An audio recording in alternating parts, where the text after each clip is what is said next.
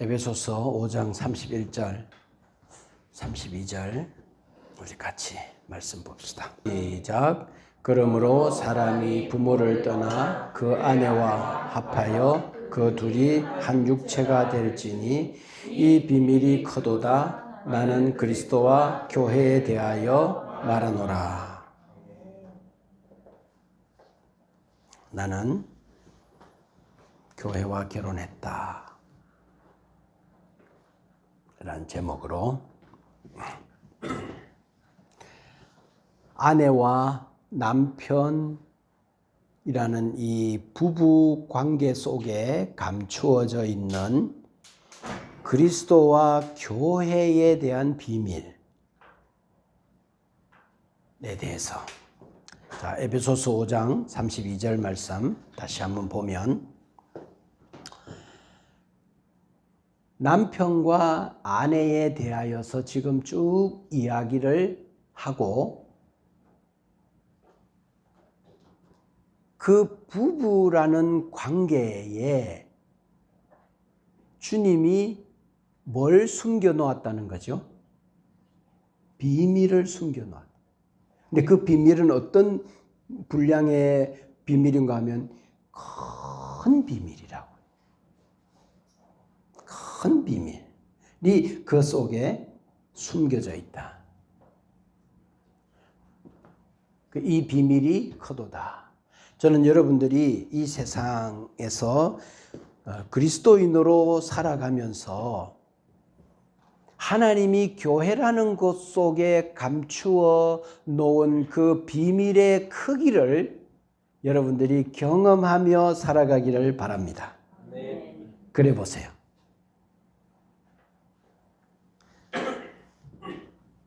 그래서 여러분들이 개인적으로 교회론에 대하여서 시중에 경건서적 중에 찾아서 읽어 교회가 무엇인지에 대하여서 좀 더 배우고 공부했으면 좋겠다. 개인적으로. 그랬으면 좋겠다라는 생각이에요. 왜냐하면 교회를 더 깊이 알아가야 돼요.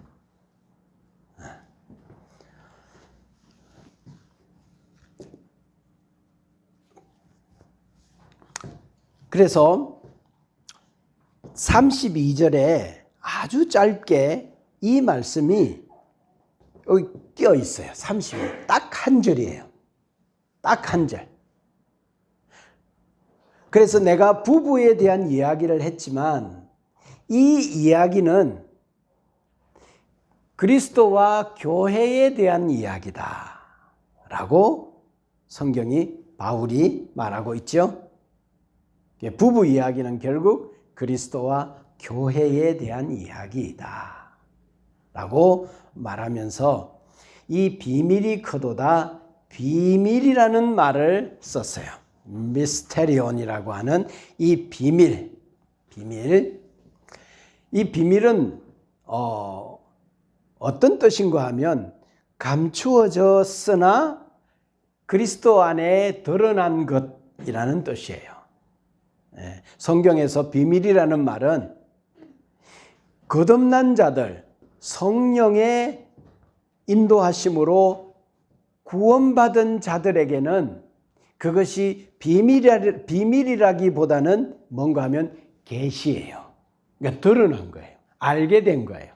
그런데 거듭나지 않은 사람들에게는 안 보이는 거예요. 비밀이에요. 못 보는 거예요. 이게 얼마나 이 큰 비밀이 이 속에 숨겨져 있는지 못 보는 거예요. 근데 하나님과의 관계가 더 풍성해지고 더 넓어지고 더 깊어지고 더 높아질수록 이 교회라는 것에 대한 숨겨놓은 비밀이 얼마나 크고 넓고 깊고 높은지를 발견해 가는 것이 신앙생활이겠다, 이런 생각입니다. 마치 부부가 이 땅에서 부부로서 한 몸으로 살아가는 그 부부의 관계를 통해 평생 배우는 것처럼, 평생 더 깊은 은혜를 같이 경험하는 것처럼 성도가 교회하고의 관계에서 평생 믿음 생활하면서 하나님과 신앙의 세계를 더 깊이 경험하는 것 같아요. 에베소서를 읽다 보면 에베소서 2장을 이해해야 에베소서 3장의 비밀이라는 단어가 해석이 돼요. 에베소서 2장은 어떤 이야기인가 하면 우리가 예수님을 만나기 전에는 우리가 어떤 존재였는데 그 하나님의 큰 사랑으로 풍성한 긍휼하심으로 우리를 구원하셔서 이제는 너희들이 외인도 아니고 나그네도 아니고 이스라엘 나라 백성들에 비해서 너희들이 바깥의 사람도 아니고 그리스도가 없었던 그런 사람도 아니고 이제는 너희들이 동일한 성도들이고 동일한 하나님의 건속이 되었다. 하나님 나라의 시민이 되었다라고 하는 이야기를 2장에서 하고 있어요. 그리고 3장에 들어와서 에베소서에서 조금 이게 뭐지? 이게 어떻게 이해해야 되지? 이 말씀이 왜 여기 있지? 그렇게 생각했었던 때가 있었어요. 그런데 이번에 이 비밀이라는 단어를 보면서 이 부분이 확연하게 들어왔어요. 자, 봐요. 에베소서 3장 3절. 곧 계시로 내게 비밀을 알게 하신 것은 내가 먼저 간단히 기록함과 같으니, 그러니까 바울이 에베소서 1장과 2장을 통해서 자기가 본 비밀을 간단히 기록했다는 거죠. 4절 보면 너희들이 내가 이 발견한 비밀을 읽어보면 바울은 이 비밀을 알았구나 라는 것을 알 수 있을 거다 이야기했어요. 3장 5절에 그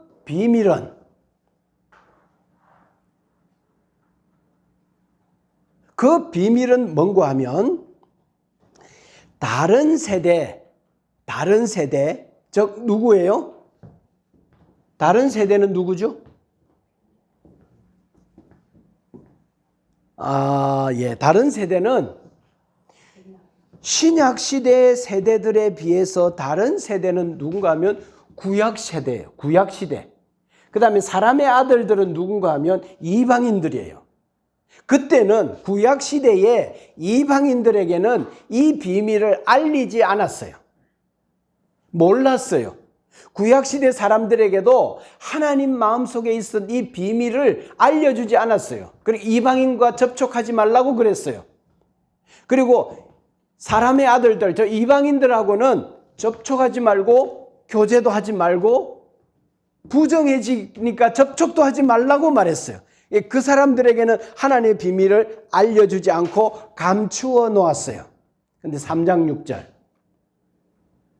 이는 이방인들이 그러니까 전에는 감추어졌던 그 사람들, 알려주지 않았던 그 이방인들이 이제 뭐로 말미암아?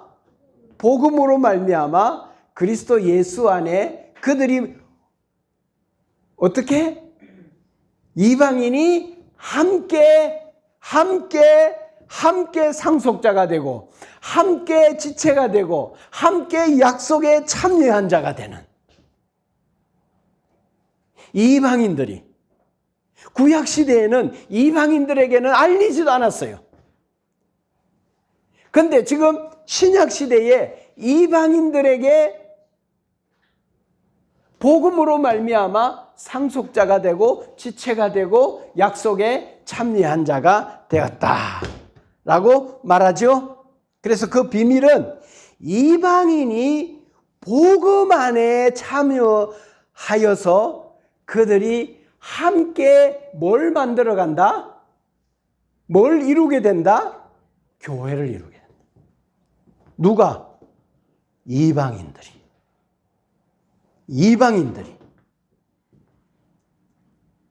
그래서 3장 9절을 보면 영원부터 만물을 창조하신 하나님 속에 감추어져 있었던 그 비밀이라고 말했어요. 자, 그럼 이게 뭐죠? 이 비밀은 언제부터 시작된 거죠? 영원 전부터. 어디 속에 감추어져 있었어요? 하나님 속에는 이게 계획되어 있었던 거예요. 신약 시대가 열리면 이방인들이 복음 안에 들어와서 복음에 참여하는 이런 교회를 이루는, 교회를 만들어가는 이 놀라운 비밀 계획이 하나님 속에 오래전에 감추어져 있었다라고 말하고 있어요. 이는 이제 그래서 10절에 보면 이제 교회로 말미암아 교회를 통해서 하나님의 각종 지혜, 하나님의 비밀, 하나님 마음속에 감추어져 있었던 많은 비밀들을 뭘 통해서 알려요?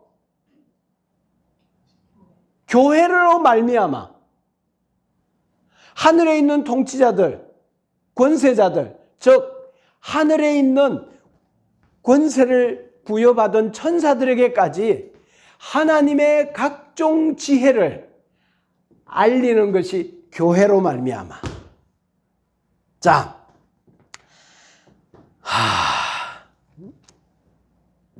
그러니까 정리를 한번 해봅시다.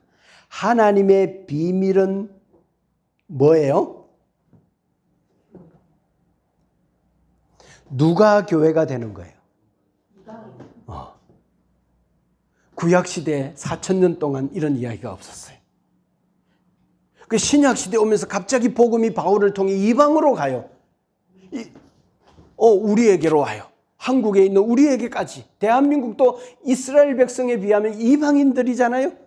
땅끝이잖아요. 우리들에게 와요. 그럼 우리가 여기 함께 교회를 이루고 있잖아요. 이것은 하나님 마음속에 감추어져 있었던 미스테리온이라고 하는 비밀이 바울을 통해서 성경을 통해서 이제 어떻게 하면 드러나서 우리가 알게 된 거예요. 무엇을 통해서? 피스풀 교회라는 교회를 통해서 우리가 알게 된 거예요.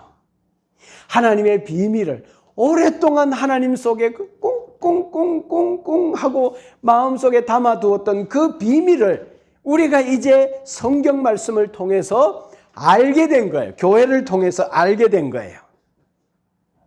자, 다시 한번 하나님의 비밀이 뭔지 알았죠? 이방인이 교회가 되는 거. 그러니까 하나님은 열방을 모든 족속을 향한 계획을 언제 품으셨는가 하면 영원 전부터 그분의 가슴 속에 품으셨습니다. 그러니까 그분의 영원 전부터 그분의 가슴 속에 품은 비밀이 뭔가 하면 저 어느 날 저곳에 피스풀 교회와 저곳에 여러분들이 있을 것을 하나님은 오래전에 비밀로 간직하셨다는 거예요. 이래서 이 지상의 이방인들 속에 모든 교회들이 탄생하는 줄로 믿습니다. 자, 그리고 나서 이제 그리스도와 교회는 어떤 관계가 있는가? 어떤 관계가 있느냐? 5장 31절 이걸 되구나. 자, 봐요. 그러므로 사람이 부모를 떠나 그 아내와 합하여 그 둘이 한 육체가 될지니 부부에게 있어서 가장 중요한 핵심 포인트는 뭐죠? 자꾸 또 떠나야 되는구나, 이분들은. 자, 그게 뭐 하기 위해서 떠나는 거 하면 한 아내와 남편과 한 육체가 되기 위해서, 둘이 아니야. 한 육체가 되기 위해서 하는 거죠. 이게 지금 에베소서 5장 31절 바울이 쓴 에베소서예요. 자, 에베소서예요. 그런데 이 에베소서 3장 31절이 똑같은 구절이 있는 곳이 있어요.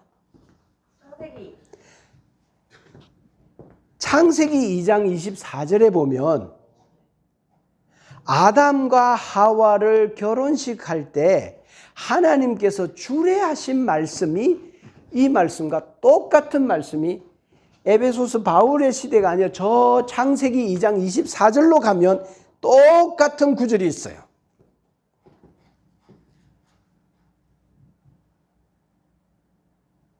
남자가 좋아. 창세기 2장 24절. 다 같이 한번 봅시다. 시작.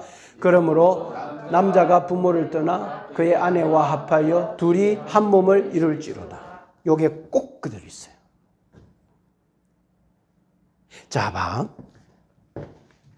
하나님은 창세기에서 이미 자기 아들과 신약의 교회를 바라보시면서 마음의 비밀로 담으셨어요.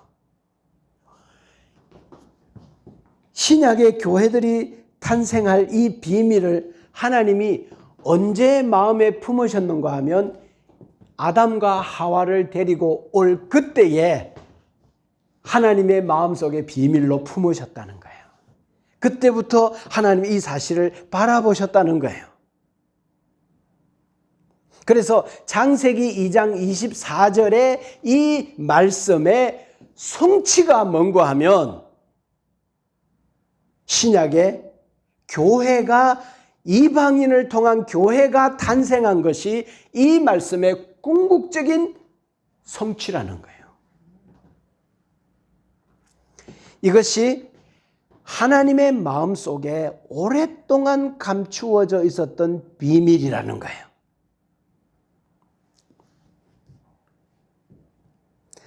자, 그래서 에베소서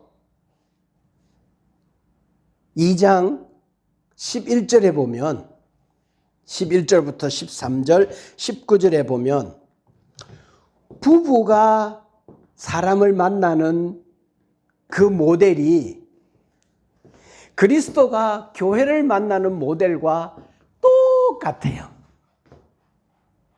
자, 무슨 말인가 하면 이래요.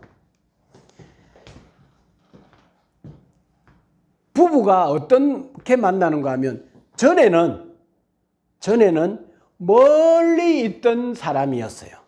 나하고 관계가 없는 멀리 있던 저기 거제도에 있던 한 남자하고 수원에 있던 한 여자는 만나기 전에는 그가 어디 사는지 어디에 있는지 관심도 없고 나의 마음속에는 이방인이고 그하고는 멀리 있고 관계도 없고 나하고 아무것도 없었는데 어느 날 내 눈앞에 나타나서 그들이 둘이 하나가 되어지는 것처럼 이방인들도 이 땅에 교회들이 탄생할 때 이랬다는 거예요.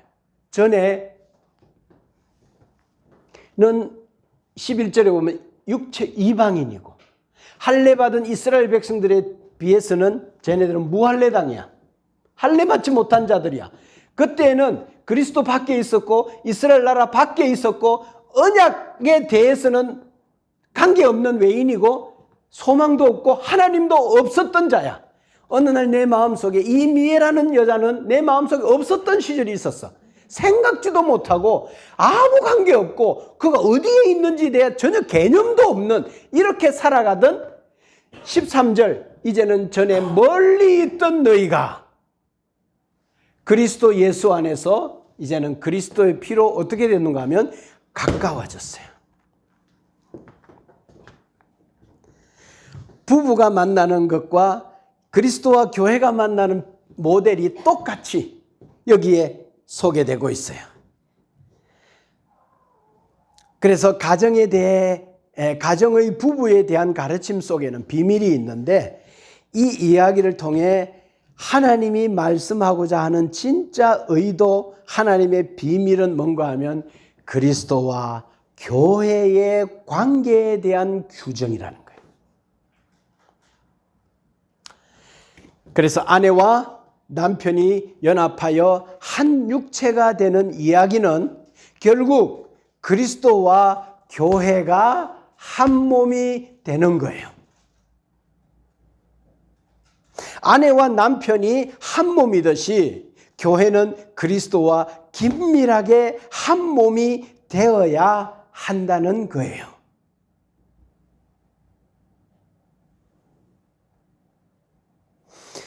그래서 그리스도와 교회의 관계에서 결론은 뭔가 하면 너 교회 따로 나 따로가 아니라 그리스도와 교회는 한 몸으로 한 육체로 연결되어 있다는 거예요.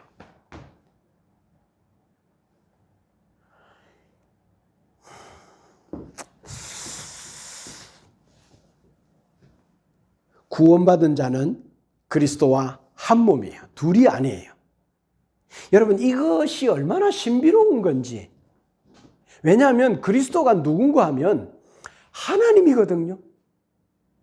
근데 그 하나님하고 나하고 관계가 부부 관계처럼 한 몸, 한 육체, 한 몸이 돼버렸다는 이 사실은 말로 다 표현하기에는 너무 신비로운 거예요.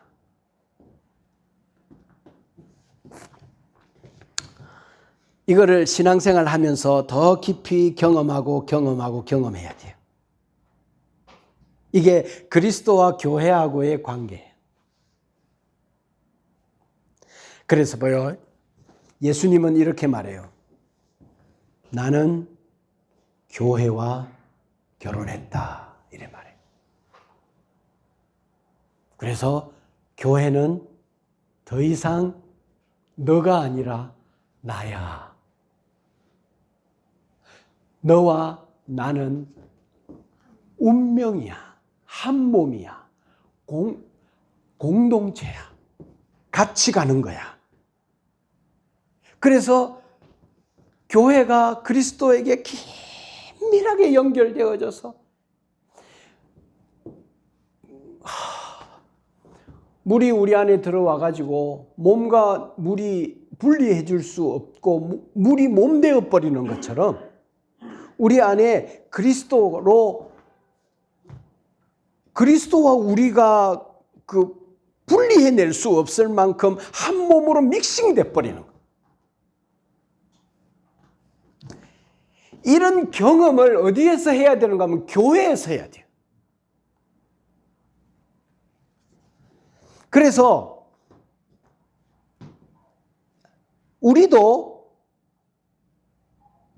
그리스도와 결혼하였다 라고 이야기할 수 있는 것이 뭔가 하면 신앙에 있어서 두 번째 눈을 뜨는 기회가 됩니다. 첫 번째는 뭔가 하면 예수 그리스도는 다른 사람이 아니라 내 죄 때문에, 그래서 그리스도의 2000년 전에 십자가 골고다 언덕 이스라엘 땅의 그 사건이 그들의 사건이 아니라 내 사건이구나 라고 받아들이는 게 첫 번째 신앙의 눈을 뜨는 순간이고요. 두 번째 눈을 뜨는 순간은 대부분 많은 사람들이 여기에 눈을 못 떠요. 두 번째 눈 뜨는 건 뭔가 하면 나는 교회와 결혼했다는 거예요. 교회하고 나는 둘이 아니야. 교회는 끝까지 가. 교회는 나야. 교회는 한 몸이야. 내가 그리스도와 교회와 긴밀하게 연결되어져 결혼했다라고 생각하는 이 이해가 우리 안에 성령으로 깨닫게 되고 주어질 때 이 하나님 속에 오래전부터 감추어져 있었던 비밀의 경륜을 받아들이는 날, 이 교회가 이 눈이 뜨는 순간, 신앙의 두 번째 눈을 뜨는 순간이에요. 그리스도에게 교회가 이렇게 중요했다면 그리스도가 중요했던 이 교회가 나에게도 중요해지는 것, 이게 신앙의 두 번째 눈을 뜨는 순간이에요.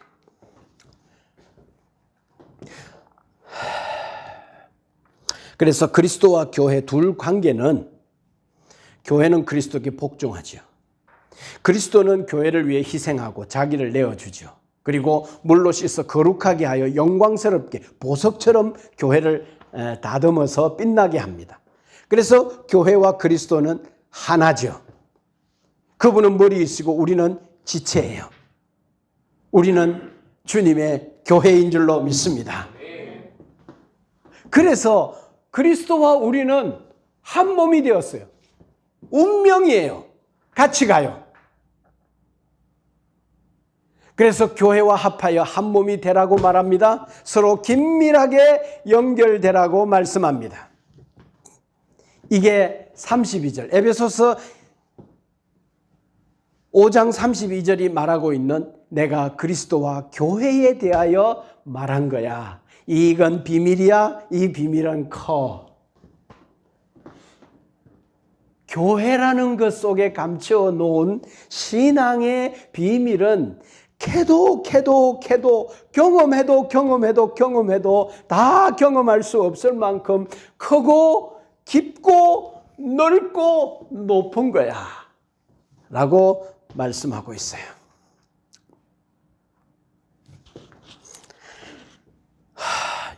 예수님은 나는 교회와 결혼했어. 나는 교회와 결혼했어. 예수 그리스도와 우리는 한 몸이죠.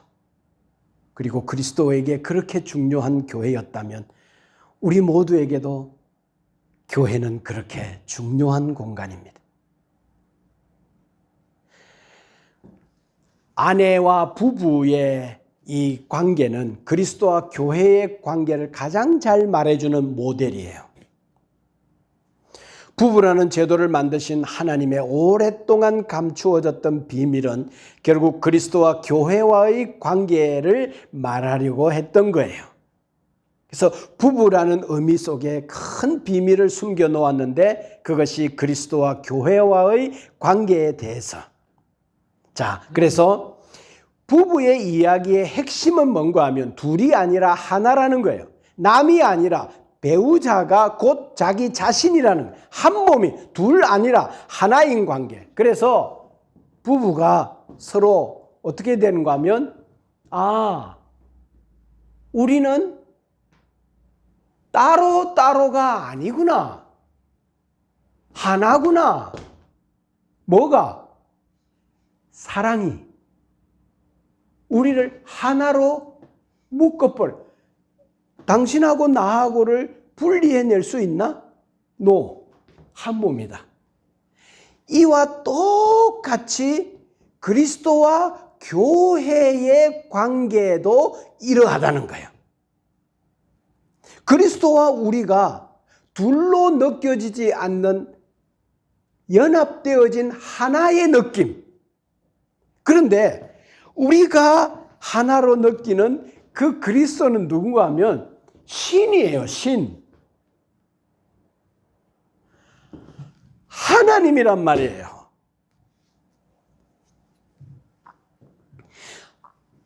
신과 내가 따로 느껴지지 않는 하나의 친밀한 이 관계라면 이건 여러분 영광 아니에요?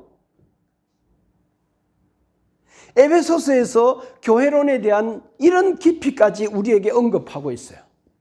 야, 이거 영광이다. 그리스도가 우리를 붙잡고 한 몸이다.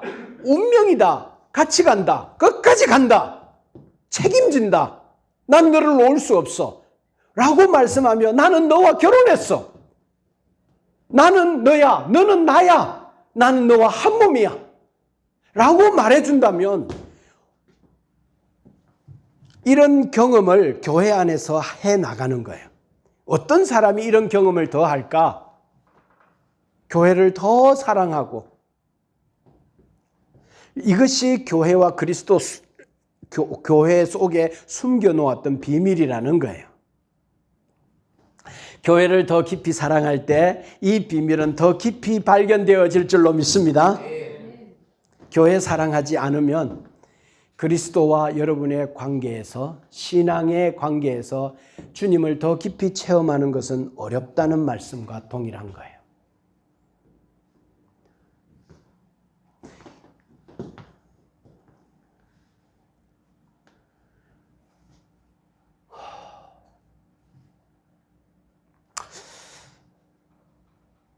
교회를 사랑하는 것이 곧 그리스도를 사랑하는 거예요. 교회 생활하는 것이 곧 그리스도를 만나는 거예요.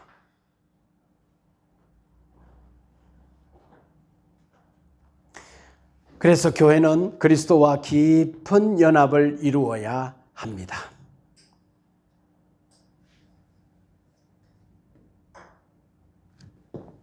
자, 몇 가지 이야기를 한번 해볼게요. 이번 주일에 유기성 목사님 새롭게 하소서 간정을 좀 들었는데 이런 이야기를 했어요.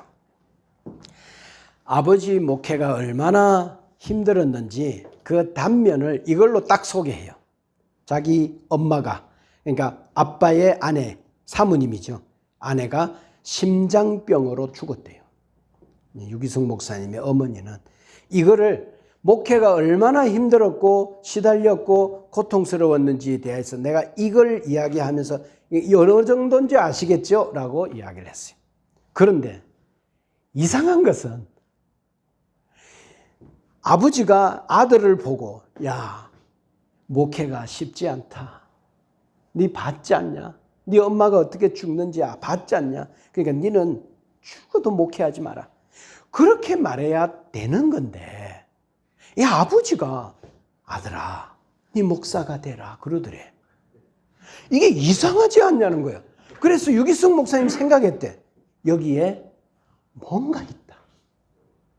라고 받아들이고 자기가 목사가 되기로 결심을 했대요. 그 다음에 어디를 가면 우리 한이 이야기하고 용이 이야기를 하는데 우리 한이나 용이는 교회하고 지금 평생이라고 말하기는 좀 그렇지만 지금까지 같이 갔어요. 중학교 1학년 때부터 피아노를 치면서 교회 반주를 했어요.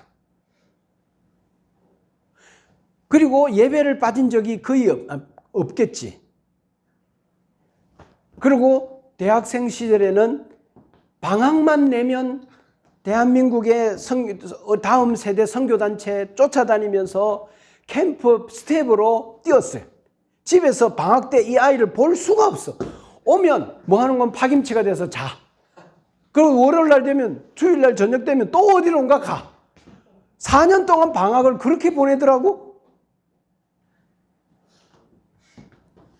그리고 이제 고고도 마치고 나니까 또 뉴젠 워십에 카메라를 잡더만 집에 메시 들어오는 거 서울에서 그 찬양 집회 다 마치고 장비 다 정리하고 집에 오면 1시, 2시 돼. 그 뭐 부모가 잠을 못 자. 그리고 아니 정관훈 목사님은 니한테 돌아갈 여비도 안 주대?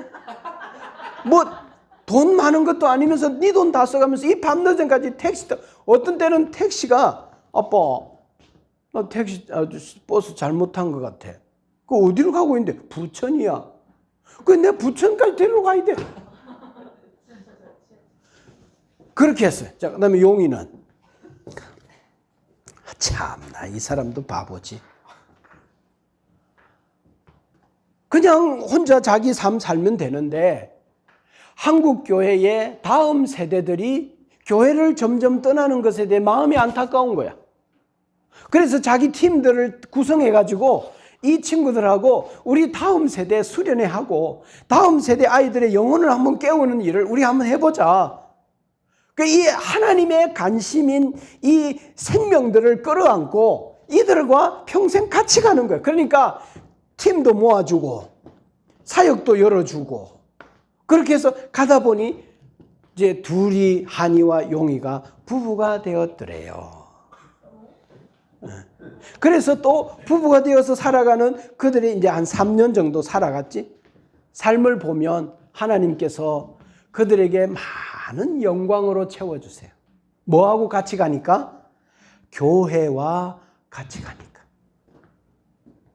자, 이 타이밍에서 우리 지금 오고 있는 줄은 알고 있는데 김성목 형제 이야기를 한번 하면 이 친구가 3년 전에 우리하고 만났어요.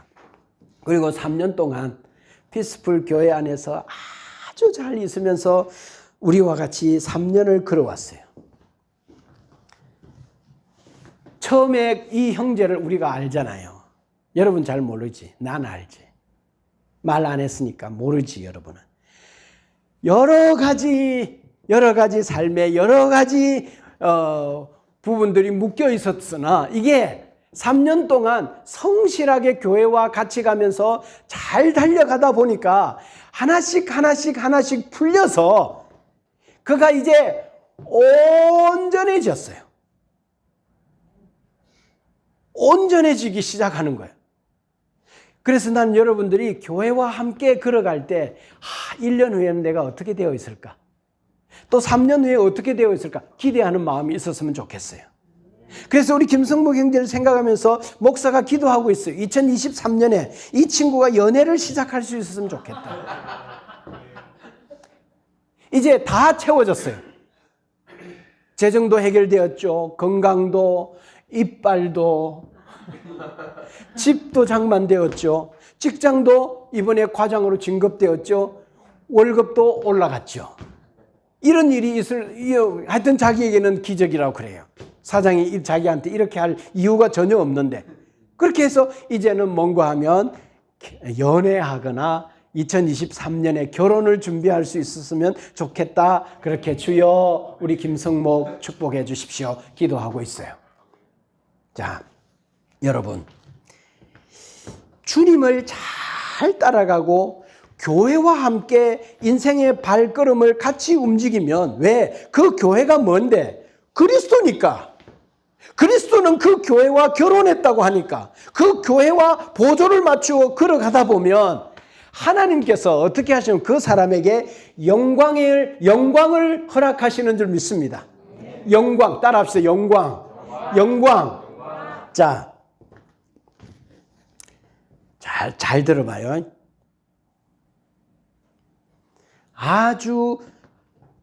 아내는 복종하고 남편은 아내를 위해서 다 받아주고 자기를 희생하고 아내를 빛나게 만들어요. 이렇게 하면 부부가 행복해요, 안 행복해요? 행복해요. 용이야, 잘 들어봐. 영주야.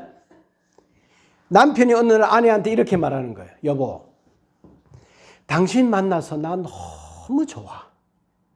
너무 좋아. 영광스러워. 그래서 당신 때문에 내가 하나님이 잘 안 보여. 그래서 우리 헤어지자. 여러분, 이게 말이 돼요?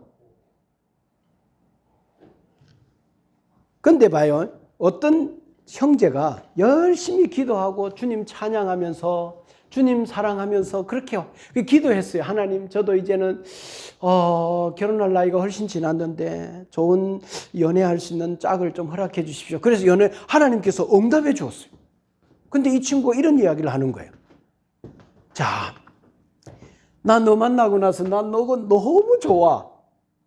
그런데 너를 본다고 하나님이 잘 안 보여. 그래서 우리 이제 연애 그만하고 헤어지자.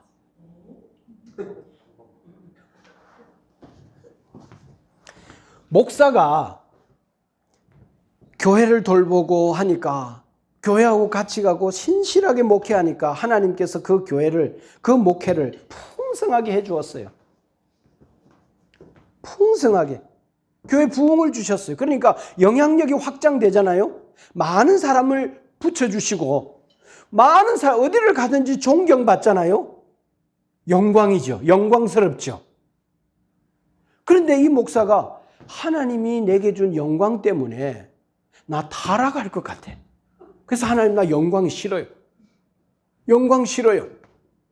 자, 또 말씀대로, 잠언의 말씀대로 하루하루 살아가요. 그러니까 삶이 얼마나 평안해. 하나님이 은혜를 베푸시고 감격스럽지. 사는 게 너무 좋아. 하나님이 내게 준 것이 너무 좋아. 그래서 마음속에 이렇게 좋아도 되나? 예수님한테 미안한 거야. 예수님이 십자가 지고 고난스럽게 그렇게 했다. 이거 나 이렇게 좋아도 되나? 자, 주님을 섬기다가 영광을 주시고 좋은 것을 주시면 받을 줄 알아야 되고 누릴 줄 알아야 하는 줄 믿습니다.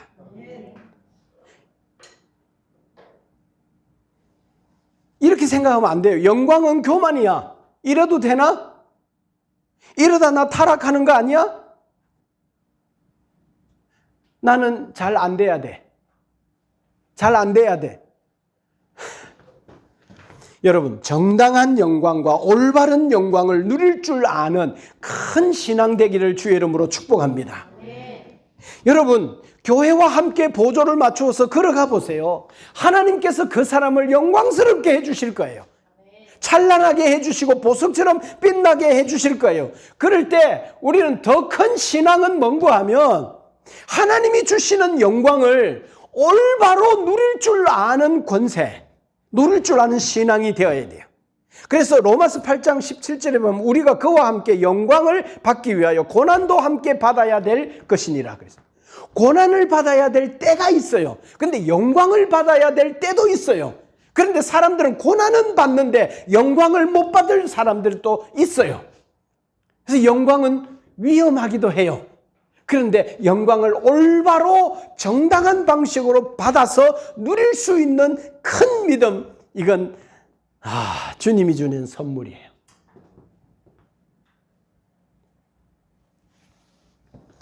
그래서 신앙은 교회 일이 내 일로 느껴지는 그 순간, 그게 신앙의 두 번째 눈을 뜨는 순간이에요. 교회가 내 아내구나. 교회가 나구나. 나는 교회와 결혼했구나.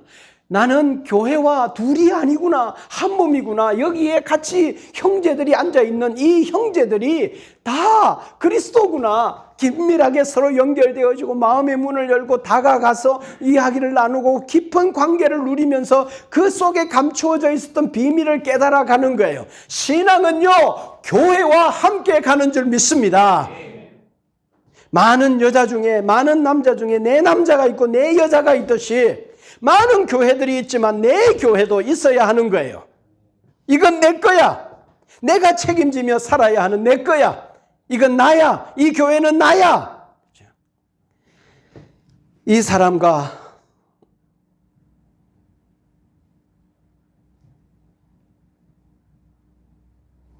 부부로 만나는 것처럼 자기 생에 이런 교회를 만나는 것은 참 큰 복이죠. 여러분, 뭘 만드는 것에는 두 가지가 있어요. 우리 아이를 출산할 수 있죠. 낳을 수 있죠. 그러면 그건 내 아이죠. 세상에 많은 아이들이 있지만 이건 그래서 내 아이가 되는 거죠. 근데 또 두 번째, 입양을 해서 가슴으로 낳는 아이도 있어요. 그래서 내 것 만드는 경우도 있어요. 그래서 내 것으로 만드는 거는, 교회는 내가 우리 한이나 뭐 이렇게 태어나서 아빠가 목회하는 그 교회가 내 교회가 될 수밖에. 근데 우리는 서로 만났어요. 그래서 이곳에 애정을 쏟고 땀을 쏟고 마음을 쏟고 수고하고 애를 쓰다 보니까 이 교회가 내게 확 다가왔어. 이건 내 거야. 수많은 교회들 중에 이 교회와 함께 나아가는 거죠. 자, 목사 이야기를 하면요. 목사는 교회의 운명과 함께 그냥 쑥 들어간 사람이에요. 교회에 자기 재산을 다 틀어놓아요. 은행에서 대출 받아서 그 이자 감당하면서 그렇게 교회를 시작해요. 교회는 뭔가 하면 자기 인생이에요. 교회의 목사는요, 다 건 거예요. 자기의 명예도 그 교회와 함께 인생과 운명을 건 거예요. 그래서 교회는 목사에게 있어서 뭔가 하면 운명이에요. 운명이라는 말을 영어로 말하면 뭐다? 데스티니. 교회가 나의 데스티니예요. 이렇게 사는 삶을 선택한 사람들이 목사예요. 교회가 내 운명이에요. 그래서 그 교회를 어떻게 해요? 목사는 도망 안 가요. 책임져요. 일이 있으면 감당해요. 재정도요, 힘들어도요, 목사들은요, 감당해요. 교회와 같이 가요. 그 교회에서 기도해요. 충성해요. 교회 모든 일을 자기 일로 느끼고 경험해요. 와닿아요. 교회는 운명이에요. 도망가지 않아요. 절대로 놓지 않아요. 책임져요. 이게 예수님과 함께 살아가는 거예요. 그래서 피스풀 교회에서 은혜를 제일 많이 받는 사람은 누군가 하면 목사예요. 은혜가 얼마나 큰지 몰라요. 하나님의 은혜가 깊어요. 왜? 하나님과 운명을 같이 했으니까. 그렇게 걸어가요. 여러분, 나는 예수님 만나고 싶어. 그러면 교회와 한 몸이 되십시오. 신앙은 교회와 같이 갑니다. 전에는 아까 이야기했죠. 하나님과 아무 관계없이 멀리 있던 우리가 이제 교회 생활하면서 교회가 뭘로 느껴지는가 하면 내 일로 느껴지는 거예요. 교회가 그리스도구나. 그렇다면 그리스도가 날 사랑했던 것처럼 나도 그리스도를 사랑해야지. 그 사랑의 방식이 뭐지? 교회를 사랑하는 거야. 왜? 교회가 그의 몸이라고 했잖아. 교회는 그가 결혼했다고 했잖아. 그럼 나도 교회와 결혼해야지. 그리스도와 친밀해야지. 형제들을 사랑해야지. 관계를 가꾸어 가야지. 관계 안에 쑥 들어가야지. 무슨 일이 있으면 책임을 져야지. 이게 내가 예수님을 책임지는 일이야. 이 비밀이 크도다. 이 비밀 깊숙이 들어가서 그 깊이와 높이와 넓이와 길이를 경험하면서 이 땅에 교회를 끌어안고 신앙생활, 교회와 같이 가는 신앙생활, 그렇게 하다 보면 하나님께서 우리에게 많은 은혜를 주실 줄로 믿습니다. 교회가 내가 따로가 아니라 한 몸으로 느껴지는 이런 교회. 근데 이런 교회는요, 어떻게 되냐면 내가 만날 수도 있고 내가 만들어낼 수도 있어요. 32절, 이 비밀이 크도다. 여러분, 이 짧은 한 구절 속에 이 깊은 은혜의 그 깊은 은혜를 여러분 풍성히 누렸으면 좋겠어요. 평생 교회를 섬기면서 이 말씀 속에 한 구절 속에 담겨 있는 하나님의 그 큰 비밀을 매일매일 발견하며 살아가는 것이 뭐다? 신앙생활이다. 교회 생활이다. 자, 기도하겠습니다.